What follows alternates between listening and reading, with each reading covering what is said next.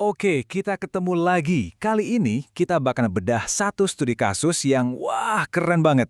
Ini tentang gimana sebuah bank raksasa yaitu ING benar-benar merombak total cara kerja mereka biar bisa relevan dan menang di era digital.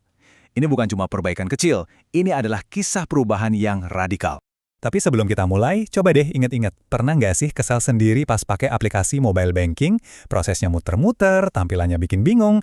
Nah, kalau pernah, Anda nggak sendirian. Pertanyaan inilah yang sebenarnya jadi inti dari masalah yang coba dipecahkan oleh banyak banget lembaga keuangan saat ini. Nah, ini dia nih arena pertarungannya. Di satu sudut, ada bank-bank tradisional yang jujur aja seringkali lambat, sistemnya kompleks, dan pengalaman yang ditawarkan tuh nggak konsisten.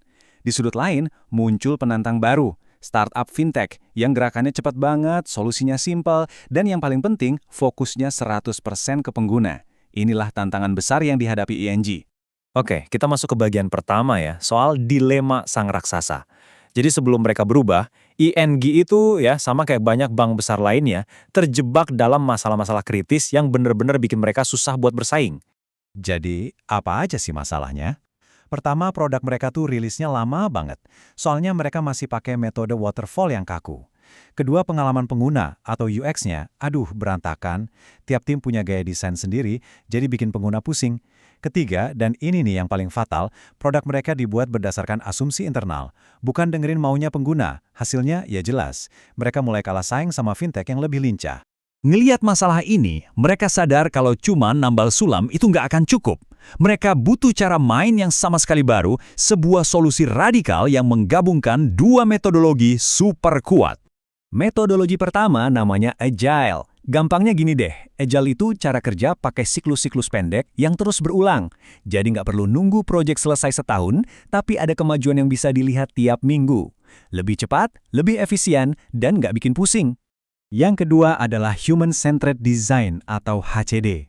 Wah, ini kuncinya. Pendekatannya tuh simple tapi powerful. Semuanya dimulai dari manusia. Dari pengguna, setiap solusi yang dibikin harus pas banget sama kebutuhan dan masalah mereka. Jadi, pengguna itu jadi pusat dari alam semesta pengembangan produk. Oke, ngomongin teori sih gampang ya.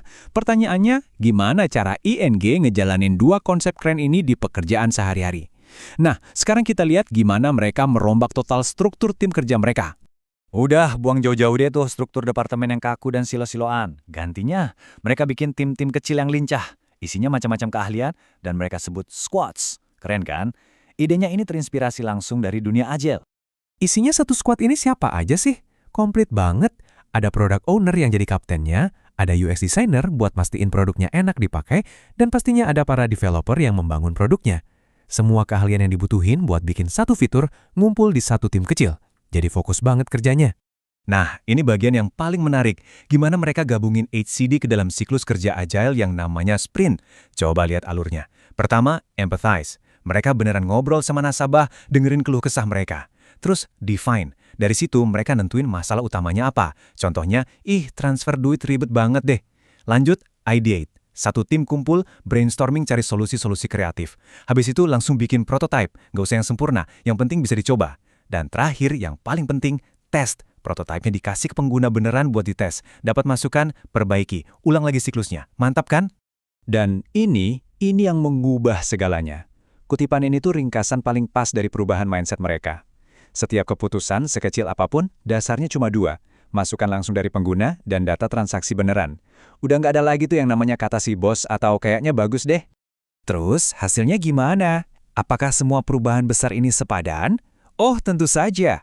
Sekarang kita masuk ke bagian yang paling seru nih. Bukti nyata dari transformasi yang mereka lakukan.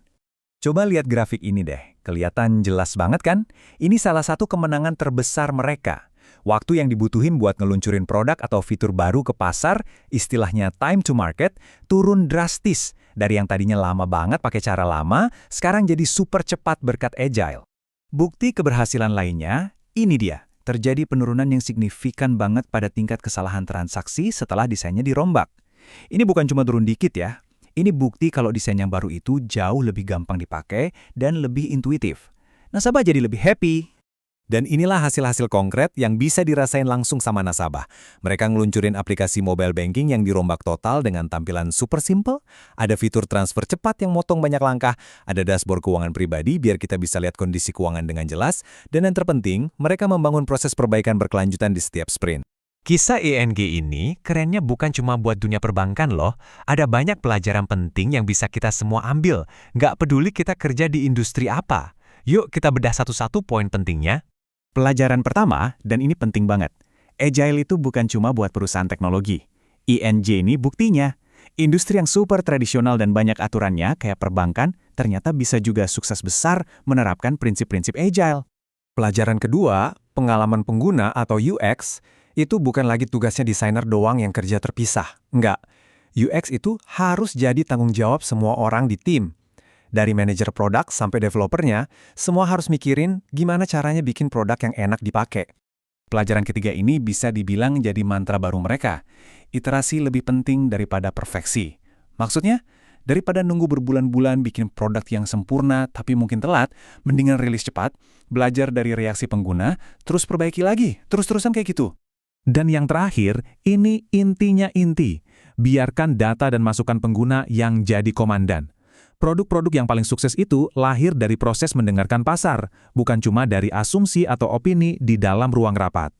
Nah, sebagai penutup saya mau kasih satu pertanyaan buat kita renungkan bareng-bareng.